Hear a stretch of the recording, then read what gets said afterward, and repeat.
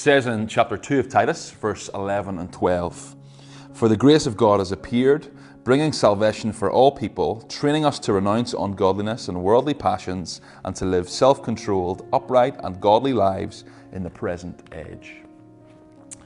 I wonder, have you ever heard of the Cobra effect? I'm guessing probably not, but the Cobra effect is a term which describes how your attempts to fix a problem actually make the problem worse. The term was coined way back in the early 1900s when there was a massive outbreak of deadly poisonous cobras in Delhi.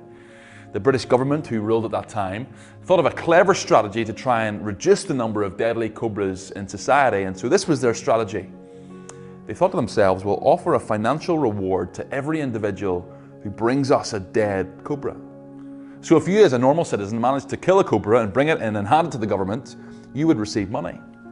And so that was their strategy to try and reduce the number of cobras in society. Seems like a great tactic, doesn't it? However, a problem quickly emerged. Some very enterprising people thought to themselves, wait a second, I can earn money by handing in dead cobras? And so what they did quite cleverly was they started to breed their own cobras in their back garden and then kill them and then hand them in for money. And effectively this resulted in more cobras being in Delhi and the government also losing more money. In other words, the government's entire scheme turned out to be entirely counterproductive. Their attempt to fix the problem only made it worse. When it comes to your fight for holiness in your life, I wonder, do you ever feel the Cobra effect? I wonder, does it feel like the more you attempt to fix your problem of sin, the worse it only seems to get? Well, in verse 12 of chapter 2 of Titus, Paul gives us some indication as to why that might be. Perhaps you remember that Paul began this section in verse 11, and we saw yesterday, by proclaiming, the grace of God has appeared. And that grace of God has appeared in the person of Jesus Christ, and now it's made visible to you and I. And that grace has got massive implications for you and I. What's the first implication? Well, we saw it yesterday. Because of God's grace, we're saved. We have salvation purely based on God's amazing grace. But in verse 12, we see that not only does the grace of God bring about our salvation, actually the grace of God also brings about our sanctification. What's sanctification? It's the journey that you and I are on as Christians in becoming more and more like Jesus Christ.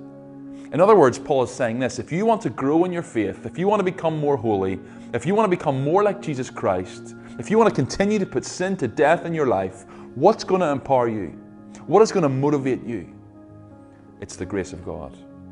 Look what he says again in these verses. Verse 11, "For the grace of God has appeared, bringing" what? Firstly, salvation. We saw that yesterday.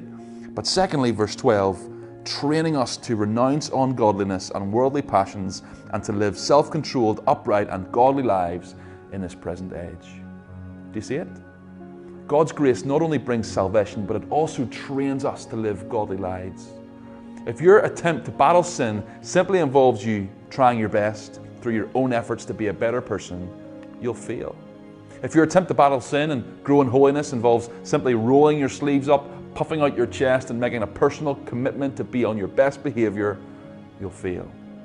You'll simply fall into the Cobra effect. Rather, our ability to fight sin is empowered by God's grace to us in the gospel. You see, the gospel isn't just for non-Christians, no. The gospel is for Christians.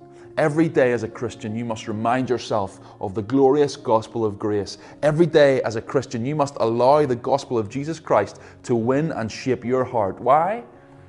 It's literally your motivation to fight sin. As Dallas Willard says, grace does not oppose effort, it fuels it. Grace is a powerful motivator.